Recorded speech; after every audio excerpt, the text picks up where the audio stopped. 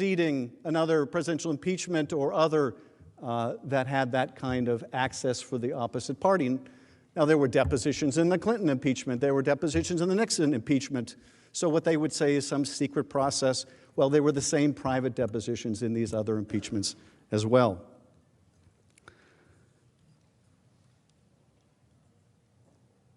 Finally, a couple last points.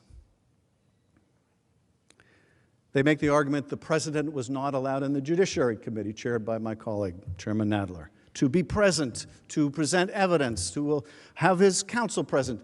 That is also just plain wrong. Just plain wrong. I'm not going to suggest they're being deliberately misleading here, but it is just plain wrong. You've also heard my friends at the other table make attacks on me and Chairman Nadler. You'll hear more of that. I'm not going to do them the dignity of responding to them, but I will say this. They make a very important point, although it's not the point I think they're trying to make. When you hear them attack the House managers, what you're really hearing is, we don't want to talk about the president's guilt. We don't want to talk about the McConnell resolution and how patently unfair it is. We don't want to talk about how pardon the expression, ass backwards it is to have a trial and then ask for witnesses. And so we'll attack the House managers because maybe we can distract you for a moment from what's before you. Maybe if we attack the House managers, you'll be thinking about them instead of thinking about the guilt of the president. So you'll hear more of that, and every time you do, every time you hear them attacking the House managers, I want you to ask yourselves, away from what issue are they trying to distract me? What was the issue that came up just before this? What are they trying to deflect my attention from? Why don't they have a better argument to make on the merits? Finally, Mr. Sekulow asks, why are we here? Why are we here? Well, I'll tell you why we're here. Because the president used the power of his office to coerce an ally at war with an adversary, at war with Russia, used the power of his office to withhold hundreds of millions of dollars of military aid that you appropriated and we appropriated to defend an ally and defend ourselves because it's our national security as well. And why? To fight corruption? That's nonsense, and you know it. He withheld that money, and he withheld even meeting with him in the Oval Office, the president of Ukraine, because he wanted to coerce Ukraine into these sham investigations of his opponent that he was terrified would beat him in the next election. That's what this is about. You want to say that's okay? Their brief says that's okay. The president has a right to do it. On Article 2, we heard the president, he can do whatever he wants. You want to say that's okay? Then you got to say that every future president can come into office and they can do the same thing. Are we prepared to say that? Well, that's why we're here. I now yield to Representative Lofgren.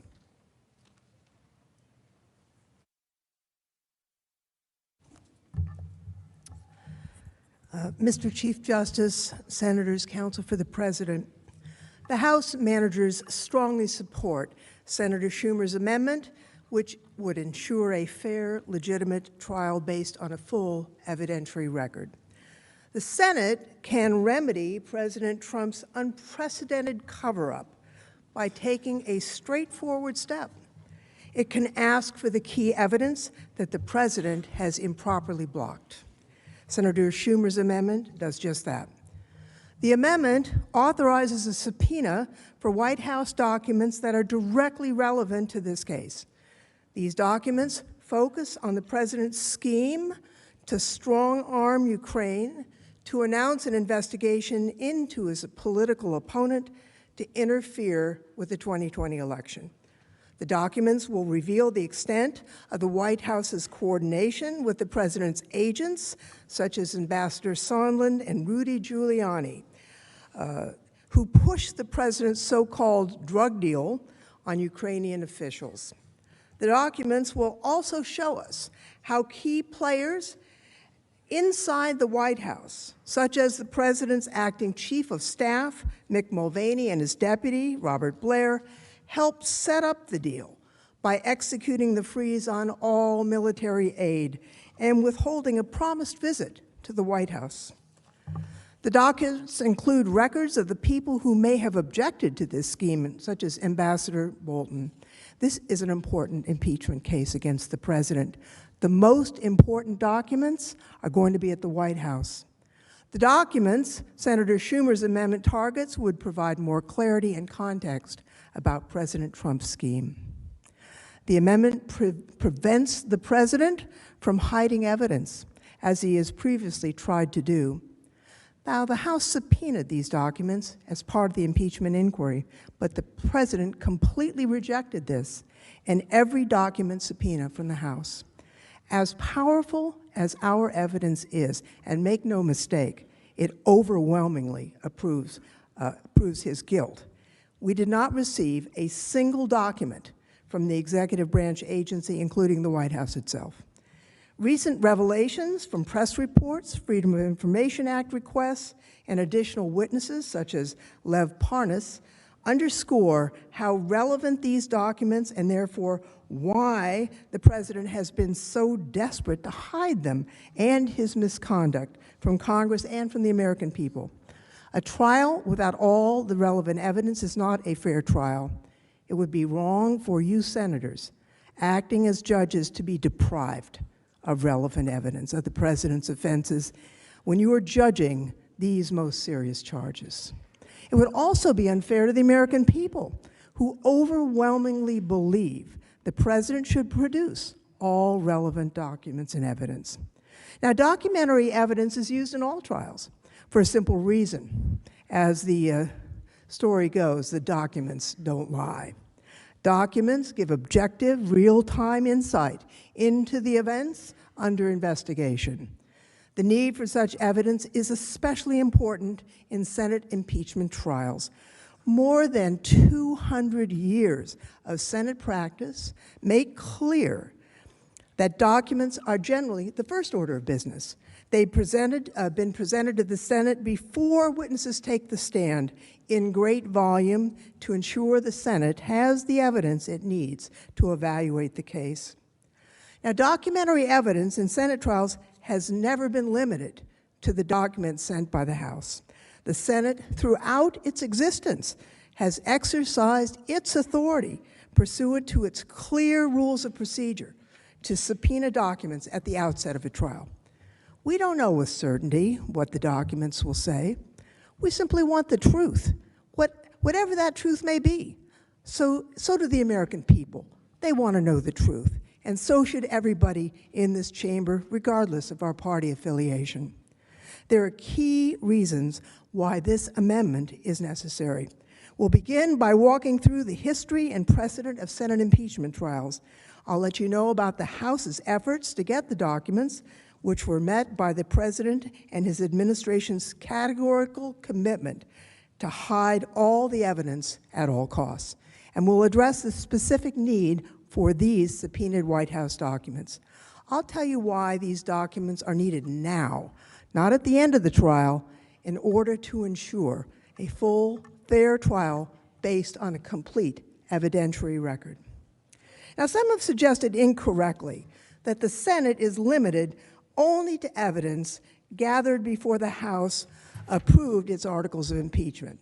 Others have suggested, also incorrectly, that it would somehow be strange for the Senate to issue subpoenas. These claims are without any historical, precedential, or legal support. Over the past 2 centuries, the Senate has always understood that its sole power under the Constitution to try all impeachments requires the Senate to sit as a court of impeachment and hold a trial. In fact, the founders assigned sole authority only twice in the Constitution. First, giving the House sole authority to impeach, and second, giving the Senate sole authority to try that impeachment. If the founders had intended for the Senate to serve as some kind of appellate body, they would have said that. But no, instead they wrote this. Article 1, Section 3, the Senate shall have the sole power to try all impeachments. The Senate has always received the relevant documents in impeachment trials, and indeed, the Senate's own rules of procedure and practice make clear that new evidence will be considered. Precedent shows this. All 15 full Senate impeachment trials considered new evidence. Let's look at a few examples that show the Senate takes new evidence in impeachment trials. The first ever presidential impeachment trial in 1868 against President Andrew Johnson allowed the House managers to spend the first 2 days of the trial introducing new documentary evidence. It was the same in Judge John Pickering's trial in 1804. New documents were presented to the Senate nearly a week before House managers made their opening statement and later throughout the trial.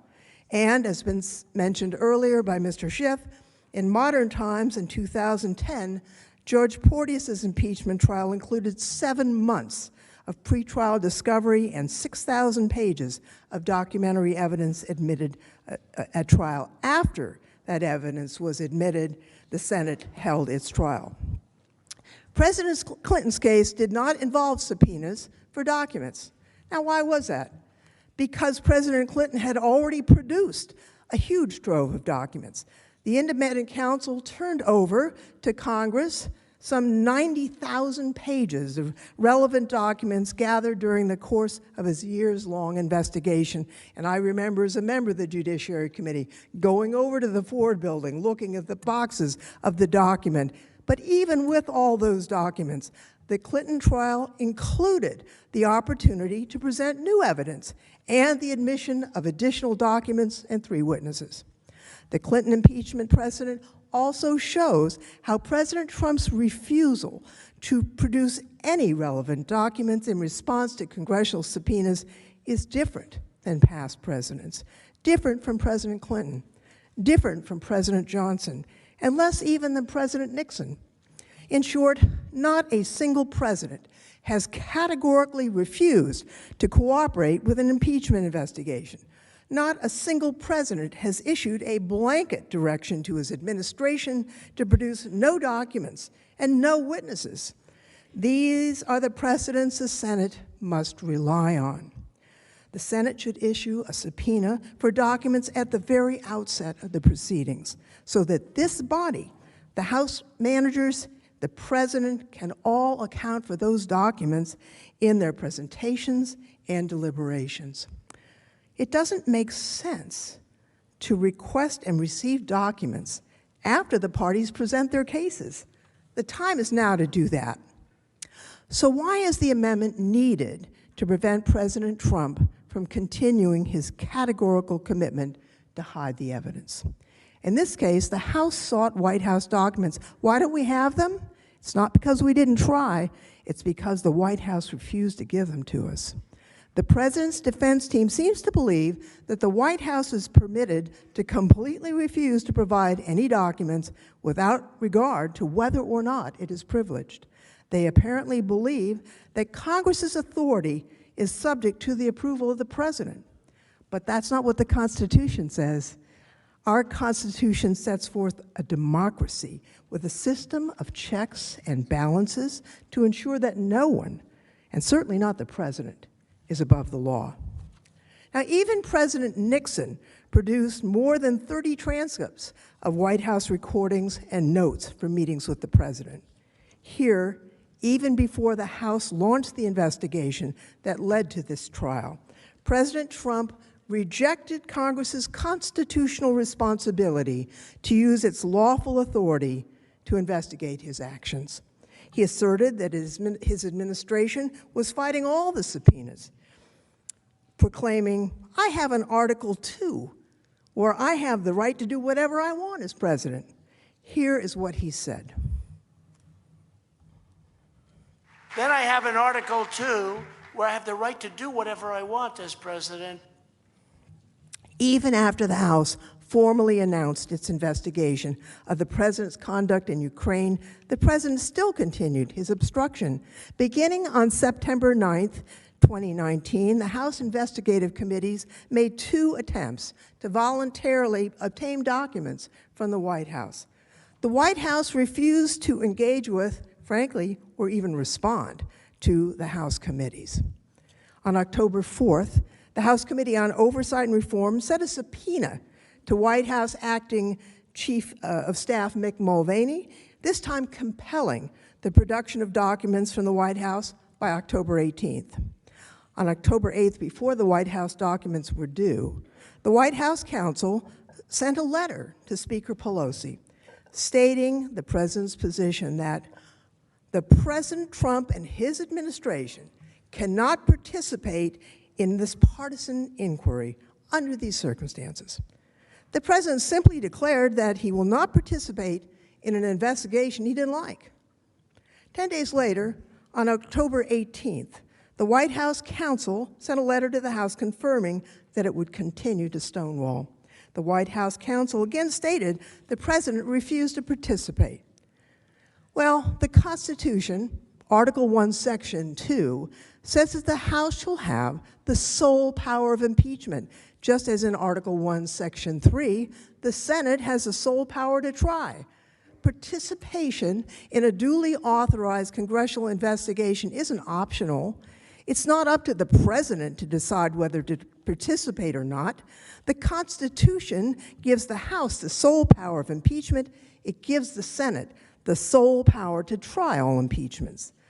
The president may not like being impeached, but if the president, not the Congress, decides when impeachment proceedings are appropriate, then the impeachment power is no power at all. And if you let him block from Congress and from the American people the evidence to cover up his offenses, then the impeachment power truly will be meaningless.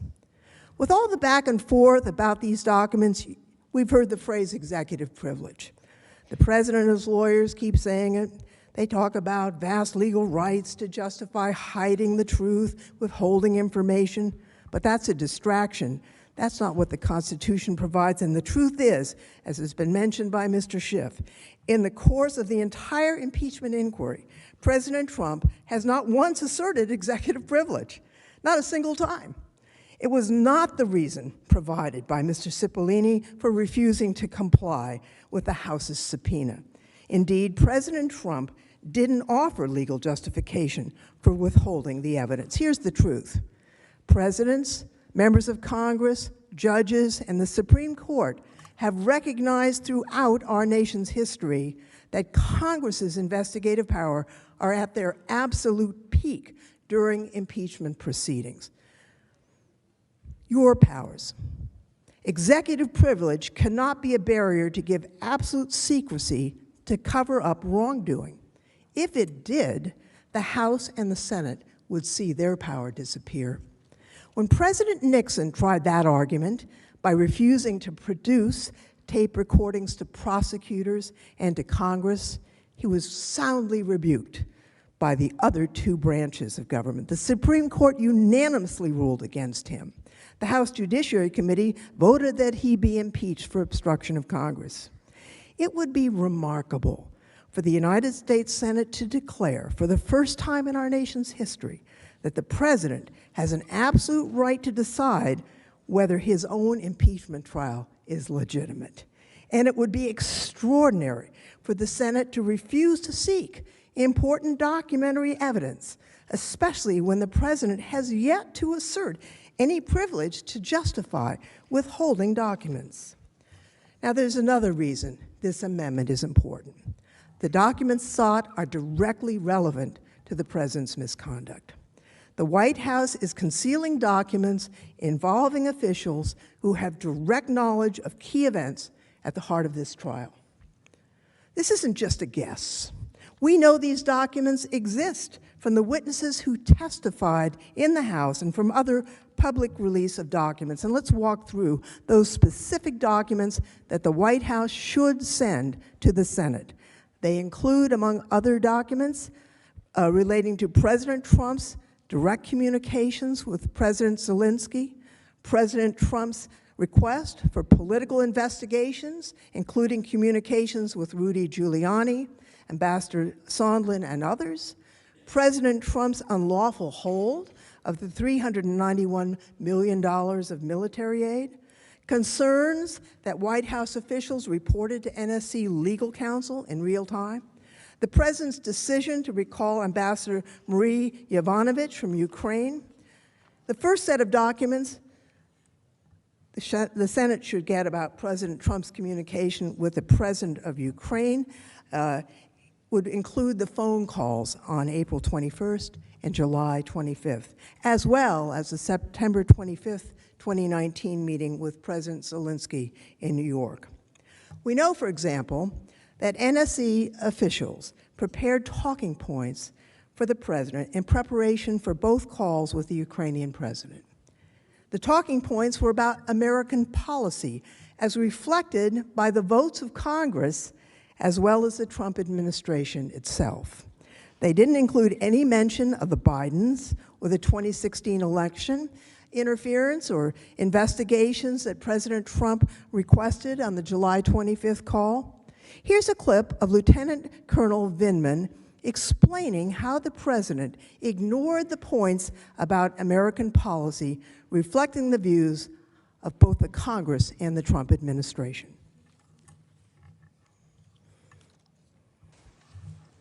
Colonel Vindman, if I could turn your attention to the April 21st call, that is the first call between President Trump and President Zelensky. Did you prepare talking points for the President to use during that call? Yes, I did. And did those talking points include rooting out corruption in Ukraine? Yes. That was something the President was supposed to raise in the conversation with President Zelensky? Those were the recommended talking points that were cleared through the NSC staff for the President, yes. The materials provided for the July 25th call that Lieutenant Colonel Vindman mentioned are highly relevant. They could help confirm that the President's actual statements to President Zelensky were unrelated to the foreign policy objectives of his own administration and show that they served his own personal interests at the expense of America's national security interests. These documents also include handwritten notes and other documents that White House officials generated during the calls and meetings. We know, for example, that Lieutenant Colonel Vindman, Mr. Morrison, Jennifer Williams, all testified to taking contemporaneous handwritten notes during the July 25th call. Ms. Williams and Lieutenant Colonel Vindman both testified that President Zelensky made an explicit reference to Burisma that was not included in the memorandum that the White House released to the public. Here's a clip of their testimony. Both of you recall President Zelensky in that conversation raising the issue or mentioning Burisma, do you not? That's correct. Correct. And yet the word Burisma appears nowhere in the call record that's been released to the public, is that right? That's right. Correct. Why do you need documents generated after the calls and meetings? They would shed light on how these events were perceived in the White House and what actions were taken moving forward. For example, National Security Advisor John Bolton wasn't on the 25th call, but he was apparently informed about the contents of the call afterward. His reaction, once he was informed, would be helpful to understanding the extent to which President Trump's action deviated from American policy and American security interests. There's another set of documents that the Senate should get, and they relate to the political investigations that President Trump and his agents repeatedly asked Ukrainian officials to announce. These documents about efforts to pressure Ukraine to announce investigations and the decision to place a hold on military aid to Ukraine, they would be very important for you to evaluate the President's conduct. For example, Ambassador Bolton is a first-hand witness to President Trump's abuse of power. He reported directly to the President. He supervised the entire staff of the National Security Council. Public reports indicate that John Bolton is a voracious note-taker in every meeting. From witness testimony, we know that Ambassador Bolton hosted the July 10th, 2019 meeting where Ambassador Sondland told Ukrainian officials that the promised White House meeting would be scheduled if they announce the investigations. We know Bolton was briefed about this meeting immediately following it when Ambassador Sondland said he had a deal with Mick Mulvaney to schedule the promised White House meeting if Ukraine announced investigations into the Bidens in the 2016 election. We also know Ambassador Bolton was involved in briefing the president on a presidential decision memorandum in August, reflecting the consensus interagency opinion that Ukrainian security assistance was vital to America's national security, something the Congress had approved, appropriated, something the president had signed. Press reports indicate that he too was involved in a late August Oval Office meeting where he, Secretary Pompeo, and Secretary Esper all tried to convince the president to release the aid. Now, Ambassador Bolton has come forward and publicly confirmed that he was a witness to important events, but also that he has new evidence that no one has seen yet. If we know there's evidence that's not yet come out, all of us should want to hear it. We should want to hear it now, before Ambassador Bolton testifies. We should get documents and records relating to his testimony, including his notes, which would provide contemporaneous evidence about what was discussed in meetings related to Ukraine, which would help to evaluate his testimony. The evidence is not just restricted to Ambassador Bolton. During his public testimony, Ambassador Gordon Sondland stated, "I have not had access to all my phone records." He also said that he and his lawyers had asked repeatedly for these materials. He said the materials would help refresh his memory. We should look at that material. Ambassador Sondland also testified that he exchanged a number of emails with top officials like Mick Mulvaney about his efforts to pressure Ukraine to announce the investigations President Trump demanded. Here's his testimony. Third, let me say, precisely because we did not think that we were engaging in improper behavior, we made every effort to ensure that the relevant decision makers at the National Security Council and the State Department knew the important details of our efforts. The suggestion that we were engaged in some irregular or rogue diplomacy is absolutely false. I have now identified certain State Department emails and messages that provide contemporaneous support for my view. These emails show that the leadership of the State Department, the National Security Council, and the White House were all informed about the Ukraine efforts from May 23, 2019, until the security aid was released on September 11, 2019. These emails, among others, are in the possession of...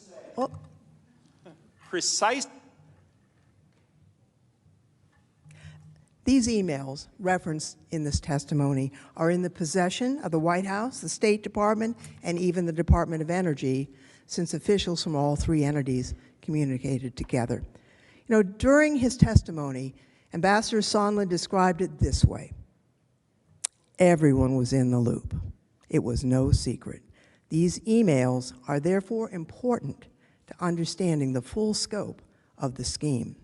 The request for relevant evidence is not confined to Trump administration officials. The Senate should also get White House records relating to the president's private agents who acted on his behalf in Ukraine, including Rudy Giuliani, Victoria Tenzing, and Joe DeGeneva. Witness testimony and documents have made clear that Mr. Giuliani, a frequent visitor to the White House who also received and made frequent calls to the White House, was acting on behalf of the president to press Ukrainian officials to announce investigations that would personally and politically benefit the president. For example, the May 10th, 2019 letter from Mr. Giuliani to President-elect Zelensky that's shown on this slide states he was acting, quote, as personal counsel to to President Trump with his knowledge and consent. He requested a meeting with the president-elect and he to be joined by Ms. Tensing, who is, quote, very familiar with this matter. The evidence indicates he was collaborating with Ms. Tensing and Mr. DeGeneva in this effort. The Senate should get the White House records of meetings, of calls involving Mr. Giuliani, Ms. Tensing, or Mr. DeGeneva. These records are important to help you understand the extent to which the White House was involved in Mr. Giuliani's efforts to coerce Ukraine to announce the investigations the president wanted. The records would also show how the president's personal political agenda became more important than policies to help America's national security interests. The President's Counsel may, consistent with his prior attempts to hide evidence, assert that attorney-client privilege would cover these documents. But the President's personal attorney-client privilege cannot shield evidence of misconduct in office, or that of his aides, or of his lawyer's participation in corrupt schemes. We aren't asking for documents reflecting legitimate legal advice. You need documents about their actions to pressure Ukraine to announce an investigation into President Trump's political opponent. There's a set of White House documents that relate directly to the president's unlawful decision to withhold $391 million appropriated bipartisan to help Ukraine. Witnesses have testified that President Trump directly ordered a hold on this security assistance, despite the unanimous opinion of his agencies that the aid should be released. Importantly, according to the Government Accountability Office, his action violated the law. On January 16, 2020, the GAO, an independent watchdog, issued a legal opinion finding that President Trump violated the law when he held up security assistance to Ukraine. The GAO said, and I quote, "Faithful execution of the law does not permit the president to substitute his own policy priorities for those that Congress enacted into law. OMB withheld funds for a policy reason which is not permitted under the Impeachment Control Act. The withholding was not a programmatic delay. Therefore, we conclude that OMB violated the ICA. The fact that the president's action to freeze the aid, which he used to pressure Ukraine to announce the political investigations he wanted, was against not only the official consensus of his own administration, but also against the law, and it was to help himself.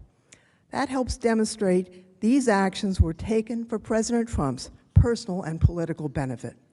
Witness testimony and public reporting make clear the White House has a significant body of documents that relate to these key aspects of the president's scheme. Some of these documents outline the planning of the president's freeze.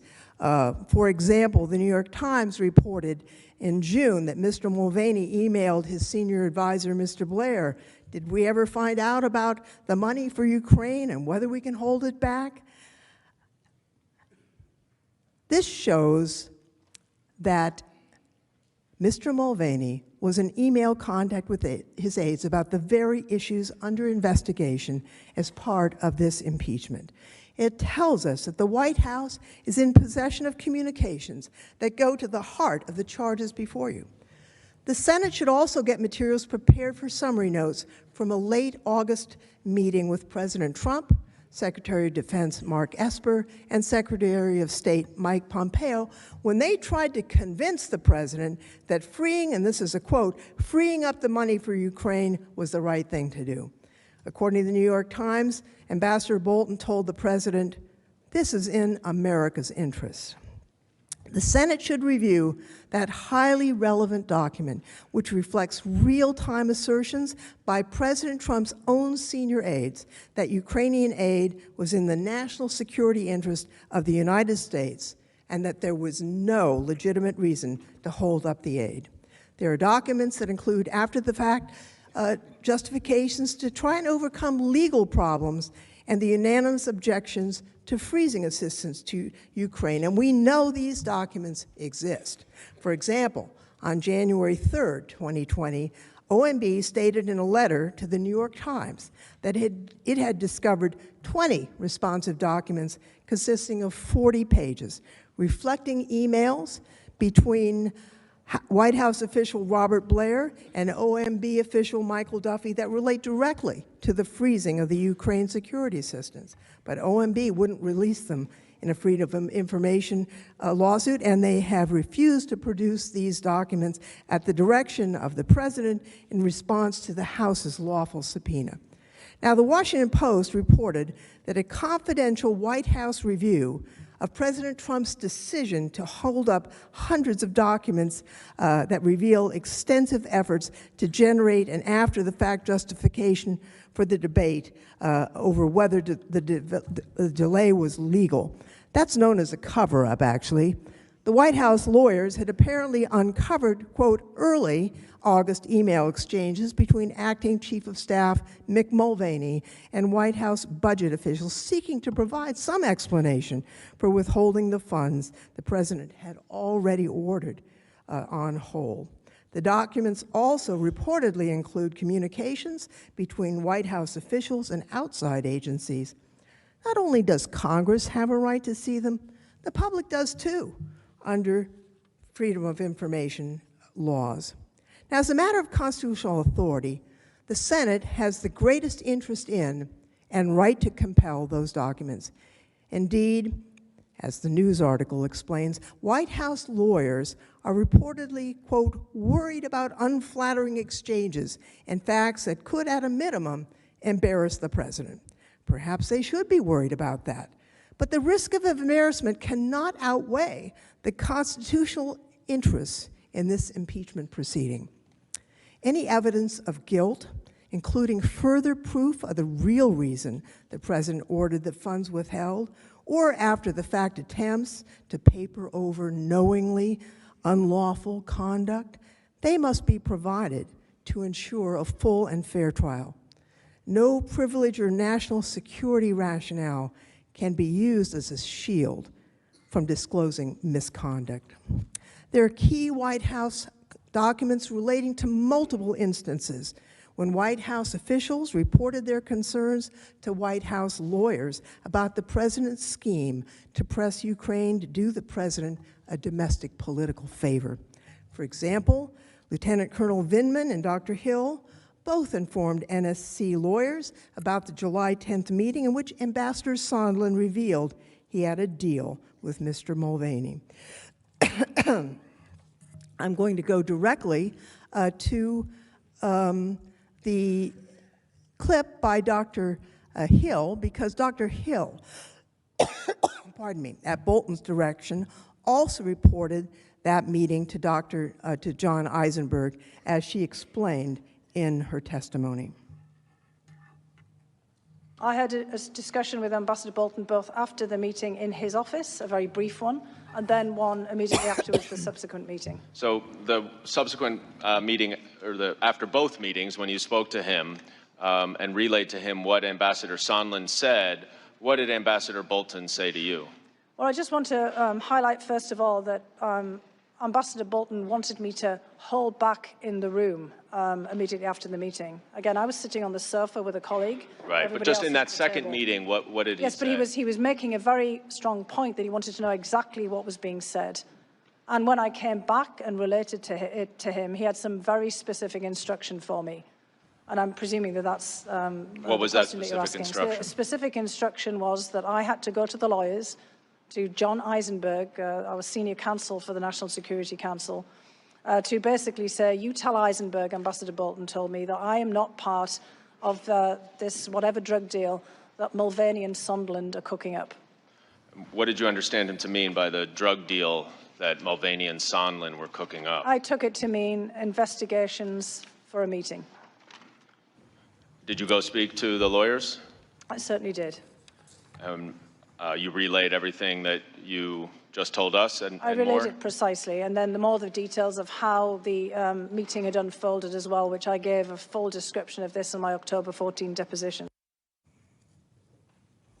There was something wrong going on here, and White House officials were told repeatedly, go tell the lawyers about it. Dr. Hill, Lieutenant Colonel Vindman, Mr. Morrison, who reported to Mr. Eisenberg at least 2 conversations. We need the notes of those documents to find out what was said. And again, attorney-client privilege cannot shield information about misconduct from the impeachment trial of the President of the United States. Now, it's interesting. This amendment is supported by 200 years of precedent.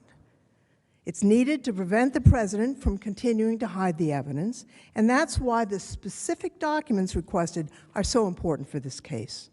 It's faithful to the Constitution's provision that the Senate shall have the sole power to try all impeachments. The final point I'll make today concerns urgency. The Senate should act on this subpoena now, at the outset of the trial.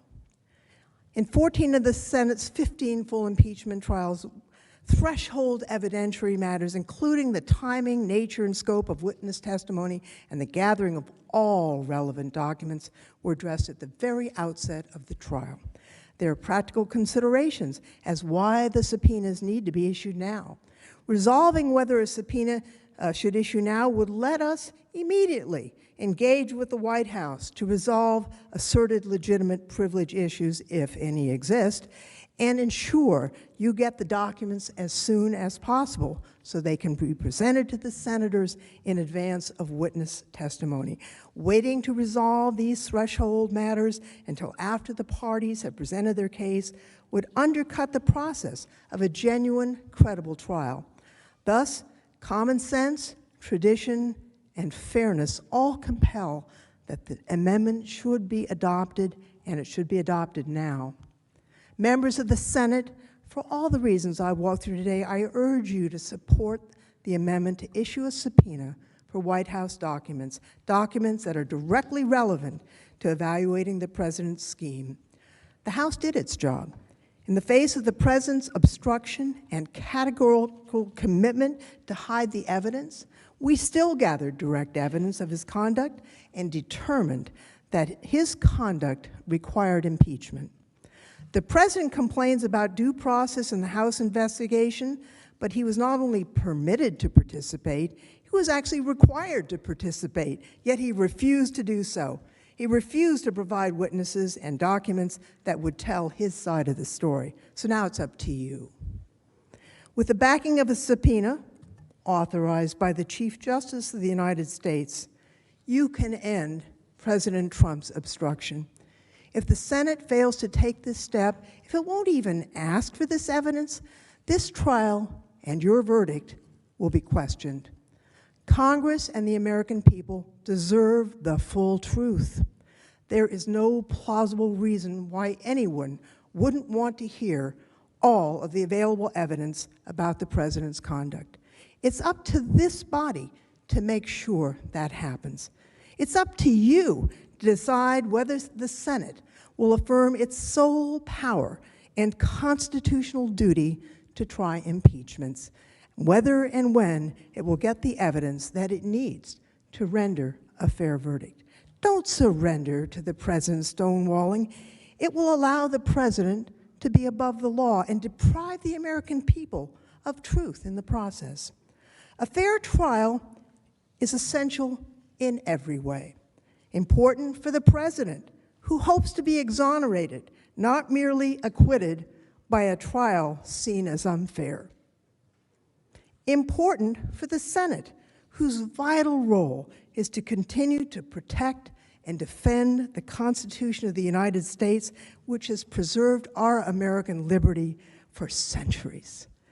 And finally, important for the American people, who expect a quest for truth, fairness, and justice. History is watching, and the House managers urge that you support the amendment, and I reserve the balance of my time. Thank you, Counsel. Mr. Cipollone. Mr. Chief Justice, Patrick Philbin will present our opposition. Very well. Mr. Philbin.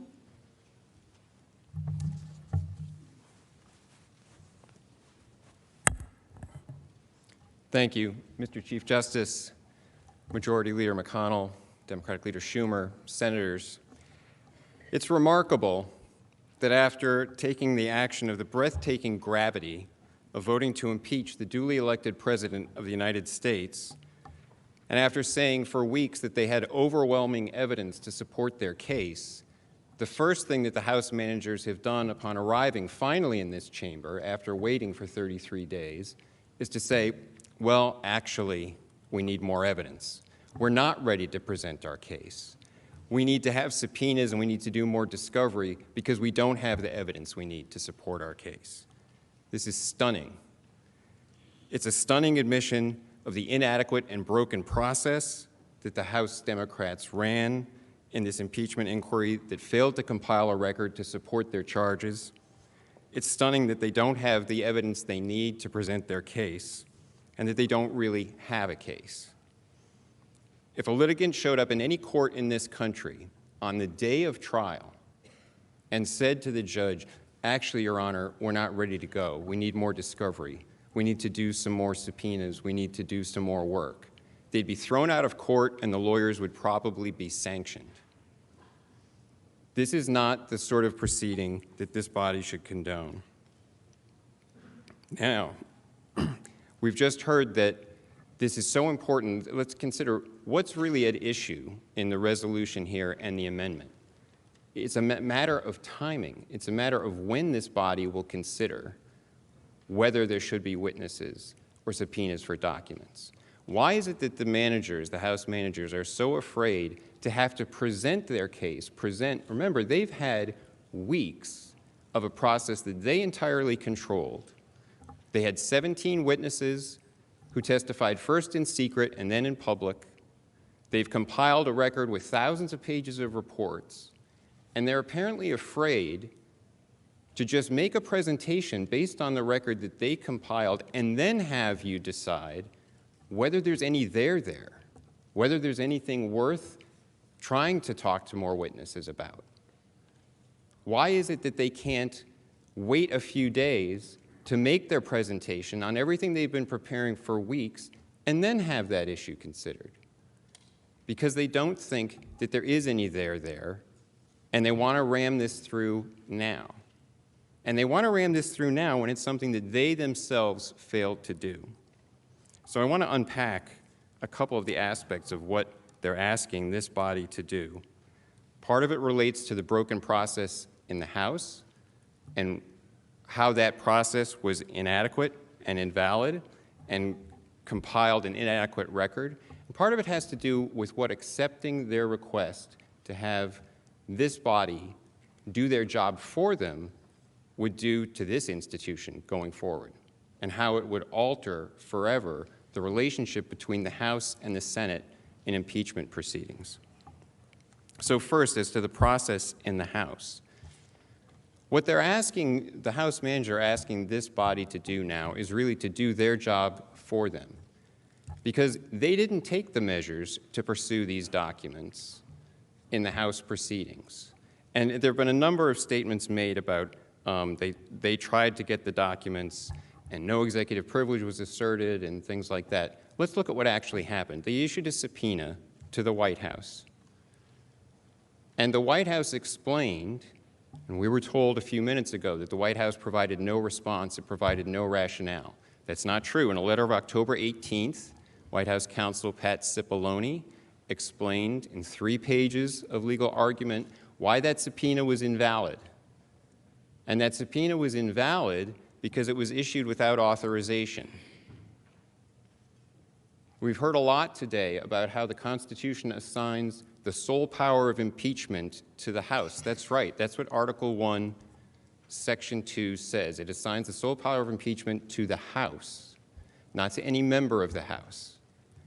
And no committee of the House can exercise that authority to issue subpoenas until it's been delegated that authority by a vote of the House. There was no vote from the House. Instead, Speaker Pelosi held a press conference, and she purported by holding a press conference on September 24th to delegate the authority of the House to Manager Schiff and several other committees and have them issue subpoenas. all of those subpoenas were invalid. And that was explained to the House, to Manager Schiff and the other chairman of those committees at the time in that October 18th letter. Did the House take any steps to remedy that? Did they try to dispute that? Did they go to court? Did they do anything to resolve that problem? No. Because as we know, all that they wanted to do was issue a subpoena and move on. They just wanted to get through the impeachment process as quick as possible and get it done before Christmas. That was their goal. So those subpoenas were unauthorized. Now, what about some of the other things that they brought up? The witnesses. Witnesses who were directed not to testify. And part on this, we've heard Manager Schiff say several times that the White House never asserted executive privilege. Well, let me be clear on that. That's a lawyer's trick, because it is technically true that the White House didn't assert executive privilege, because there's a particular situation in which you do that and a particular way that you do that. But there's another doctrine of immunity of senior advisors to the president that is based on the same principles as executive privilege, and that has been asserted by presidents of both political parties since the 1970s at least. So that's, and this is what one attorney general explained about that. Quote, "The immunity such advisors enjoy from testimonial compulsion by a congressional committee is absolute and may not be overborne by competing congressional interests," end quote. That was Attorney General Janet Reno in the Clinton administration, explaining that senior advisors to the president are immune from congressional compulsion. And that doctrine, that immunity, is rooted in the same principles of executive privilege. It's been asserted by all presidents since the 1970s, and that was the basis on which a number of the advisors whose pictures they put up were directed not to testify. Did they try to challenge that in court? Did they go to court on that one? Did they try to go through the constitutionally mandated accommodations process to see if there was a way to come up with some aspect of testimony could be provided? No, none of that. They just wanted to forge ahead, rush through the process, not have the evidence, and then use that as another charge in their charging sheet for the impeachment, calling it obstruction of Congress. And what that is Professor Turley explained, this idea that when there's a conflict between the executive branch and the House and seeking information, and the president is asserting constitutionally based privileges, that's part of the operation of separation of powers. That is the president's constitutional duty to defend the prerogatives of the office for the future occupants of that office. And it is not something that can be charged as an impeachable offense, as the House Democrats have tried to say here. To do that is an abuse of power. That's what Professor Turley explained. It's Congress's, it's the House Democrats' abuse of power. We just heard Manager Lofgren refer to executive privilege as a distraction. She was asserting that these issues of executive privilege are just a distraction that shouldn't hold things up. But this is what the Supreme Court has said about executive privilege in Nixon versus United States, that the protections for confidentiality and executive privilege are, quote, fundamental to the operations of government and inextricably rooted in the separation of powers under the Constitution, end quote. Inextricably rooted in the separation of powers. That's why it's the president's duty to defend executive branch confidentiality interests, and that is what the president was doing here. Now, the process that they pursued in the House abandoned any effort beyond issuing the first subpoena that was invalid to work out an accommodation with the White House, and instead just tried to rush ahead to have the impeachment done by Christmas. What does that lead to now? They're coming to this body after a process that was half-baked, that didn't compile a record sufficient to support their charges, and asking this body to do their job for them. Now, as Leader McConnell pointed out in some comments earlier today, to allow that, to accept the idea that the House can bring an impeachment here that is not adequately supported, that has not been investigated, that has not got a record to support it, and to turn this body into the investigatory body would permanently alter the relationship between the House and the Senate in impeachment proceedings. It's not the role of the Senate to have to do the House's job for them. It's not the role of the Senate to be doing an investigation and to be doing discovery in a matter like the impeachment of a President of the United States. If the House has not done the investigation and cannot support its case, it's not the time once it arrives here to start doing all that work. That's something that's the House's role. So,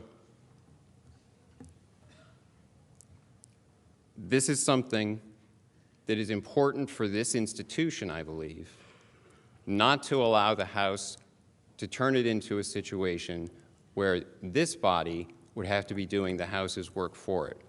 If there is not evidence to support the case, if they haven't done their investigation, then they're not going to be able to support their case. Again, what's at issue here, and I think it's important to recall on the issue of this amendment, it's not whether the Senate, whether this body will be considering whether there should be witnesses or not, but when that should be considered. And there is no reason not to take the approach that was done in the Clinton impeachment. 100 senators agreed then that it made sense to hear from both sides before making a determination on that, to hear from both sides, to see what sort of case the House could present and the President's defense. And that makes sense. In every trial system, there is a mechanism for determining whether the parties have actually presented a triable issue, whether there is really some there that requires the further proceedings. And this body should take that common sense approach and hear what it is that the House managers have to say. Why are they afraid to present their case? They had weeks in a process that they controlled to compile their record, and they should be able to make that presentation now. And the one point that I will close on, we've heard Manager Schiff say several times that we have to have a fair process here, and I was struck by it that at one point he said if you allow only one side to present evidence, the outcome will be predetermined. The outcome will be predetermined. That's exactly what happened in the House. Let's recall that the process they had in the House was one-sided. They locked the President and his lawyers out. There was no due process for the President. They started with secret hearings in the basement. The President couldn't be present by his counsel. He couldn't present evidence. He couldn't cross-examine witnesses. And then there was a second round in public, where again they locked the President out. And we've heard, they just said that the President had an opportunity to participate. In the third round of hearings that they held before the Judiciary Committee,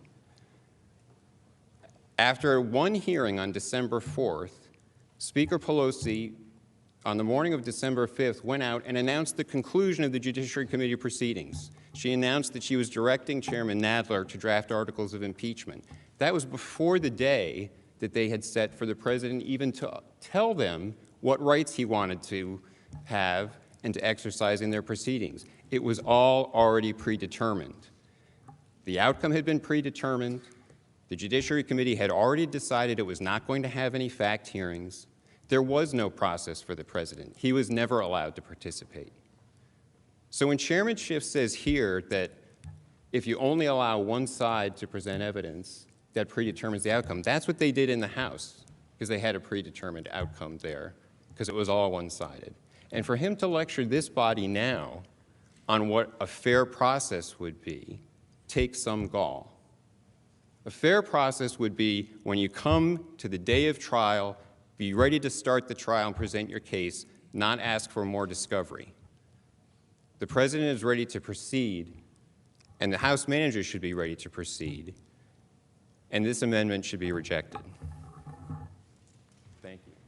Counsel, the House managers have 8 minutes remaining.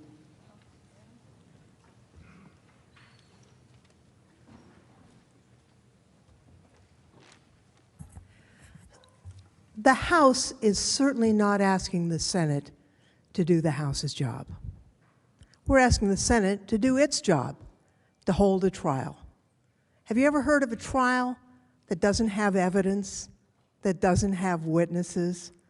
That's what this amendment is all about.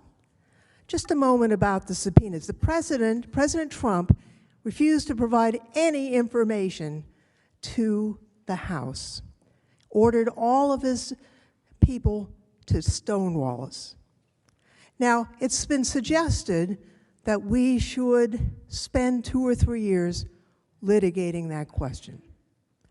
I was a young law student, actually, working on the Nixon impeachment many years ago.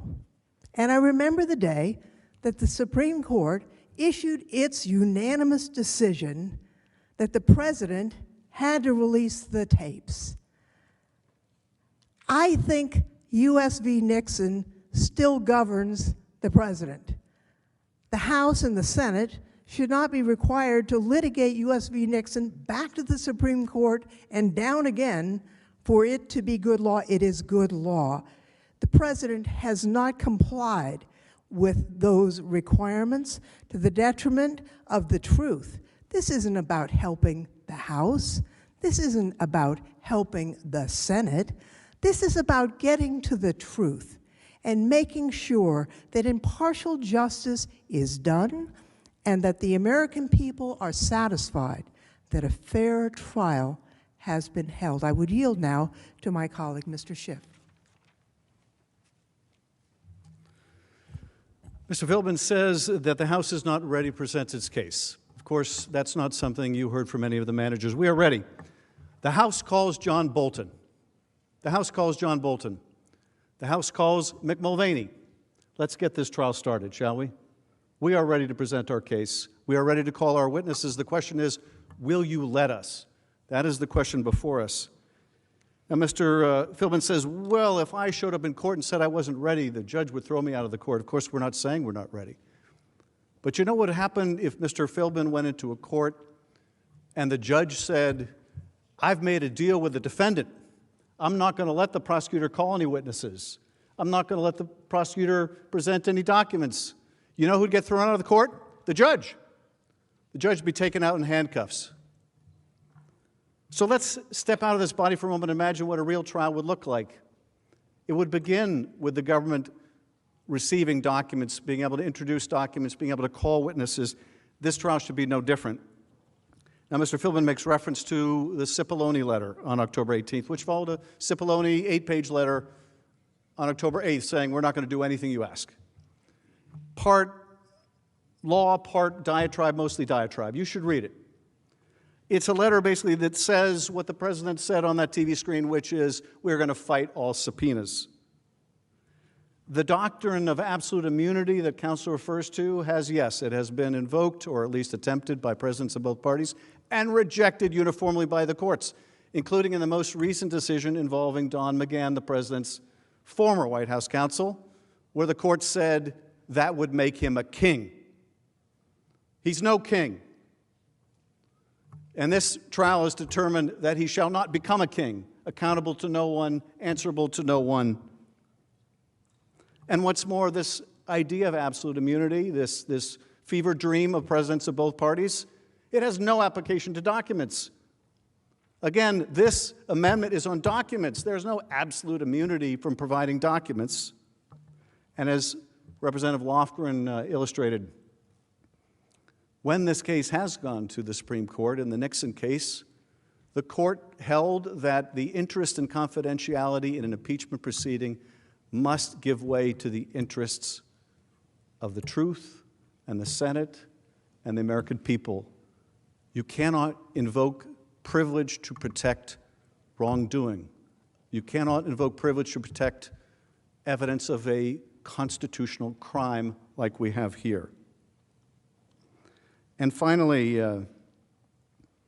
with respect to those secret hearings that counsel keeps referring to, those secret depositions in the House were so secret that only 100 members of Congress were able to be there and participate. Only 100. That's how secret that chamber was.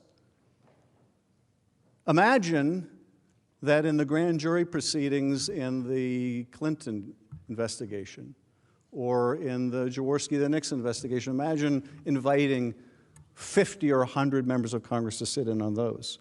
Imagine, as the president would like here, apparently the president insisting on having his lawyer in the grand jury because there was a case being investigated against him. Now, we had no grand jury here. Why is that? Why did we have no grand jury here? Why was there no special prosecutor here? Because the Justice Department said they're not going to look into this. Bill Barr's Justice Department said there's nothing to see here. If it were up to that Justice Department, you wouldn't know anything about this. That's why there was no grand jury. That's why we in the House had to do the investigative work ourselves. And yes, just like in the Nixon case, just like in the Clinton case, we used depositions. And you know what deposition rules we used? Those terribly unfair deposition rules we used? They were written by the Republicans. We used the same rules that the GOP House members used. That's how terribly unfair they were. My gosh, they used our rules. How dare they? How dare they? And now why did we do depositions? Because we didn't want one witness to hear what another witness was saying so they could either tailor their stories or know that they just had to admit so much and no more. It's how every credible investigation works. And this, the counsel can repeat all they like that the president didn't have a chance to participate, didn't have a chance to have counsel present in the Judiciary Committee or to offer evidence. They can say as much as they like. It doesn't make it any more true when they make the same false representation time and time again. It just makes it that much more deliberate and onerous. The president could have presented evidence in the Judiciary Committee. He chose not to. And there's a reason for that. There's a reason why the witnesses they've talked about aren't material witnesses. They don't go to the question of whether the president withheld the aid for this corrupt purpose. They don't go to any of that because they have no witnesses to absolve the president on the facts. You should want to see these documents. You should want to see them. You should want to know what these private emails and text messages have to say. If you're going to make a decision about the president's guilt or innocence, if you're going to make a decision about whether he should be removed from office, you should want to see what these documents say. Now, if you don't care, if you've made up your mind that he's the president of my party or for whatever reason, I'm not interested. And what's more, I don't really want the country to see this. Well, that's a wholly different matter. But that's not what your oath requires. It's not what your oath requires. The oath requires you to do impartial justice, which means to see the evidence. To see the evidence. That's all we're asking. Just don't blind yourself to the evidence. It's just I yield back. Thank you. The majority leader is recognized. I send a motion to the desk to table the amendment and ask for the ayes and nays. The question is on the motion to table. Is there sufficient second? There is. The clerk will call the roll. Mr. Alexander. Aye. Ms. Baldwin. No. Mr. Barrasso. Aye. Mr. Bennett. No. Mrs. Blackburn. Aye. Mr. Blumenthal. No. Mr. Blunt. Aye. Mr. Booker. Mr. Bozeman. Aye. Mr. Braun. Aye. Mr. Brown. Aye. Mr. Burr. Aye. Ms. Cantwell. Mrs. Capito. Mr. Cardin. Mr. Carper. Mr. Casey. Mr. Cassidy. Ms. Collins. Mr. Coons. Mr. Cornyn. Ms. Cortez Masto. Mr. Cotton. Mr. Kramer. Mr. Crapo. Mr. Cruz. Mr. Daines. Ms. Duckworth. Mr. Durbin. Mr. Inze. Ms. Ernst. Mrs. Feinstein. Mrs. Fisher. Mr. Gardner. Mrs. Gillibrand. Mr. Graham. Mr. Grassley. Ms. Harris. Ms. Hassan. Mr. Hawley. Mr. Heinrich. Ms. Hirono. Mr. Hoven. Mrs. Hyde-Smith. Mr. Inhofe. Mr. Johnson. Mr. Jones. Mr. Kane. Mr. Kennedy. Mr. King. Ms. Klobuchar. Mr. Langford. Mr. Leahy. Mr. Lee. Mrs. Loeffler. Mr. Manchin. Mr. Markey. Mr. McConnell.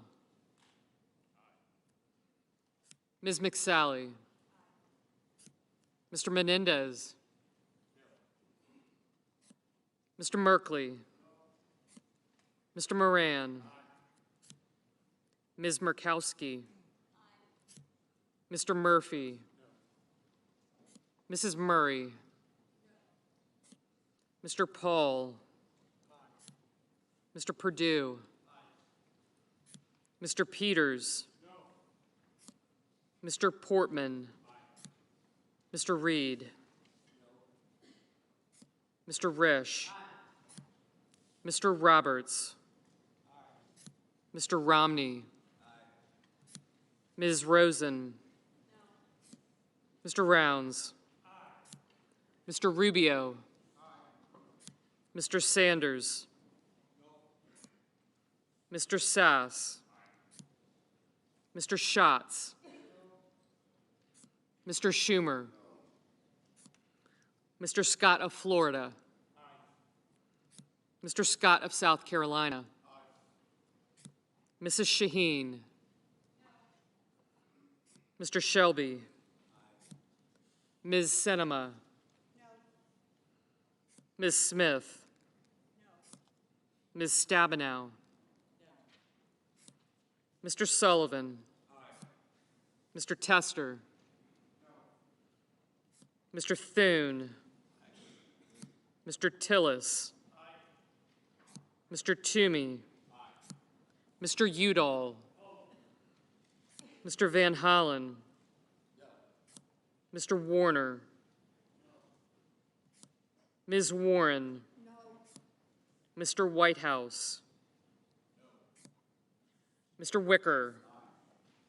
Mr. Wyden. Mr. Young.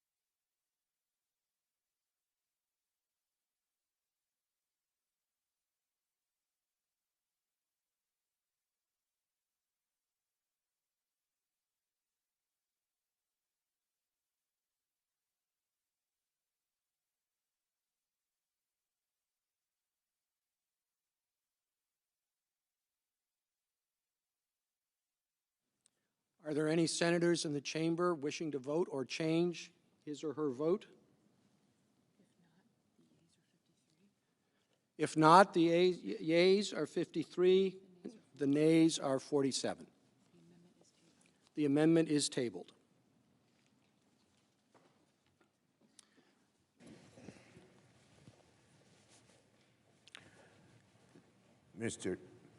The Democratic leader is recognized. Mr. Chief Justice, I send an amendment to the desk to subpoena certain documents and records from the State Department, and I ask that it be read.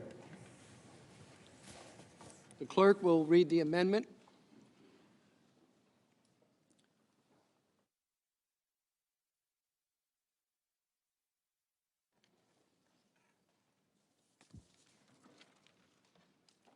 The senator from New York, Mr. Schumer, proposes an amendment, number 1285.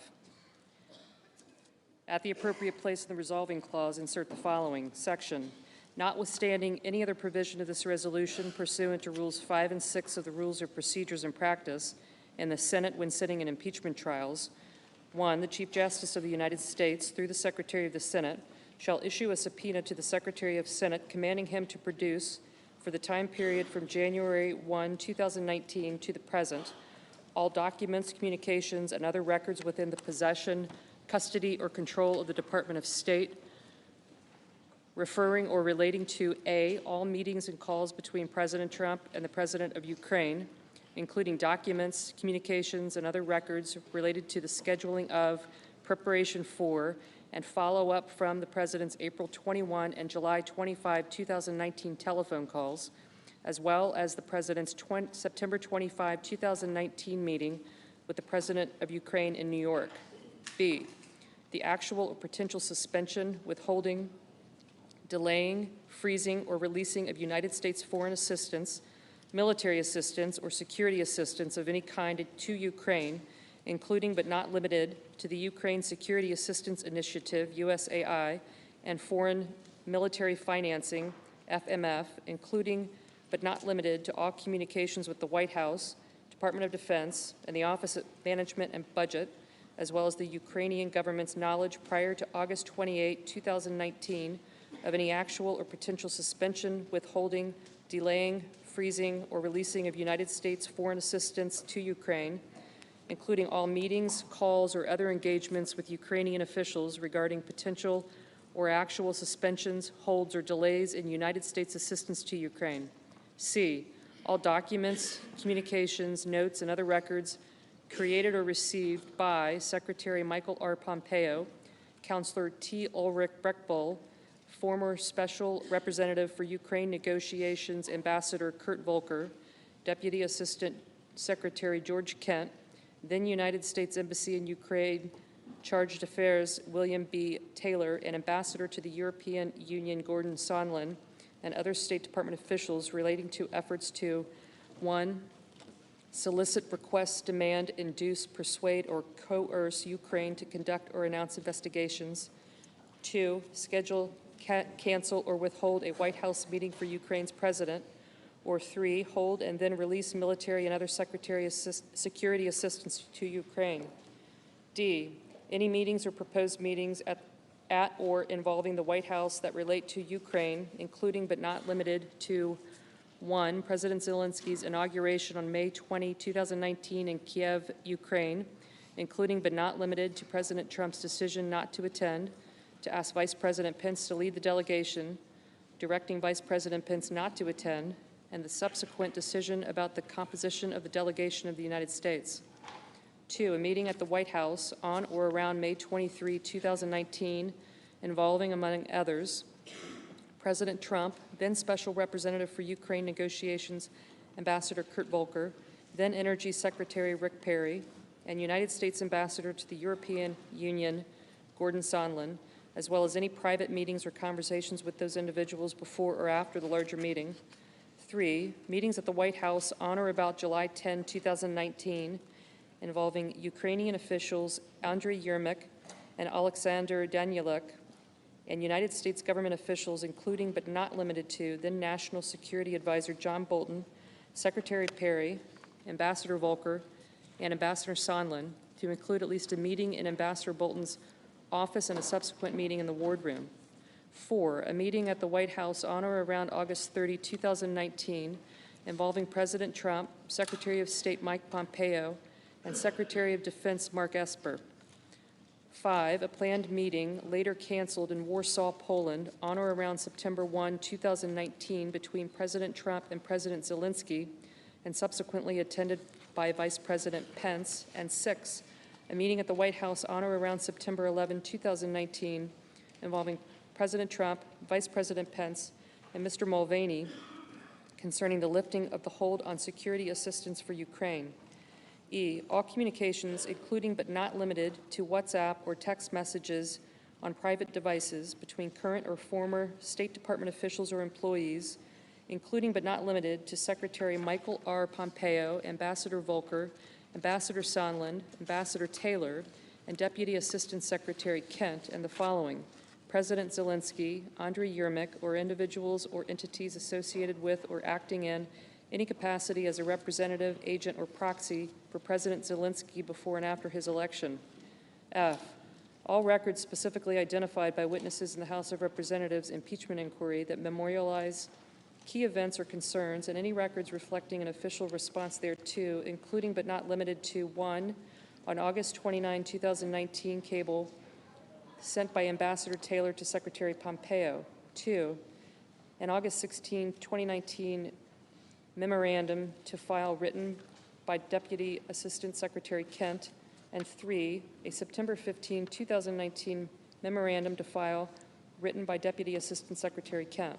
G, all meetings or calls, including but not limited to all requests for or records of meetings or telephone calls, scheduling items, calendar entries, State Department visitor records, and email or text messages using personal or work-related devices between or among: 1, current or former State Department officials or employees, including but not limited to Secretary Michael R. Pompeo, Ambassador Volker, and Ambassador Sondland; and 2, Rudolph W. Giuliani, Victoria Tensing, or Joseph DeGeneva; and H, the curtailment or recall of former United States Ambassador to Ukraine, Marie Masha Yovanovitch, for the United States Embassy in Kiev, including credible threat reports against her and any protective security measures taken in response. And 2, the Sergeant-at-Arms is authorized to utilize the services of the Deputy Sergeant-at-Arms or any other employee of the Senate in serving the subpoena authorized to be issued by this section.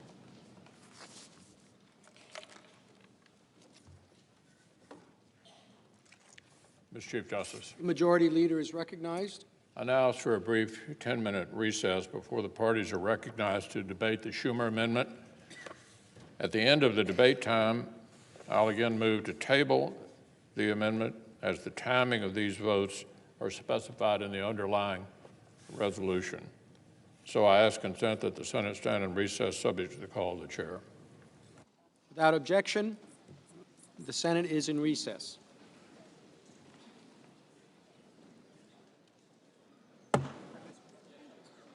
Her name was there.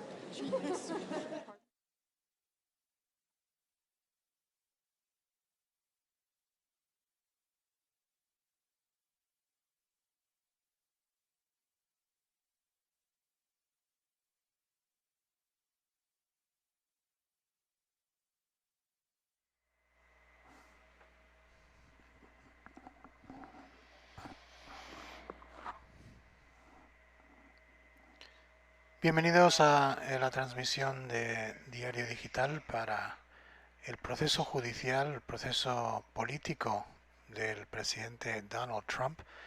Hemos estado viendo los procedimientos legales que se están efectuando en el Senado de los Estados Unidos, los senadores dictaminando el proceso judicial que se observará en los próximos días sobre este tema. El presidente es el tercero en la historia de los Estados Unidos en ser censurado de esta manera. El proceso político es una formalidad. Nunca ha habido un presidente de repente eliminado de la Casa Blanca debido a un proceso, pero este es el cargo más sofisticado que había llegado a manos del Senado. El Senado es el organismo que se encarga de hacer el procedimiento. La Cámara de Representantes de Washington, del Congreso de los Estados Unidos, realizó un voto prefiriendo los artículos contra el presidente Trump por principalmente una situación que ocurrió con el presidente de Ucrania, siendo amenazado de no dar ciertos materiales militares a cambio de información que pudiera dañar a un rival político, en este caso el hijo del ex vicepresidente de los Estados Unidos, Joe Biden. Trump estaba intentando buscar información en contra de su rival político y al hacerlo rompió las leyes de los Estados Unidos y la Constitución, y por eso se prefirieron los cargos del impeachment, que viene a ser el juicio político. El Senado ahora mismo está en un descanso. Están tomando un descanso para hablar o de reorganizar sus ideas. Acaban de aprobar una resolución que aprobaría gran parte del plan republicano de la defensa en este convenio, y estaremos de vuelta en breve cuando la sesión regrese. Quédense aquí con nosotros en Diario-Digital. Pueden ver más información en diario-digital.com. Ahí encontrarán las noticias presentes y pasadas de esta situación en Washington. Un momento histórico en Washington que se está viviendo en estos momentos. Así que regresaremos con nuestra señal. Quédense aquí con nosotros y veremos si viene la señal pronto.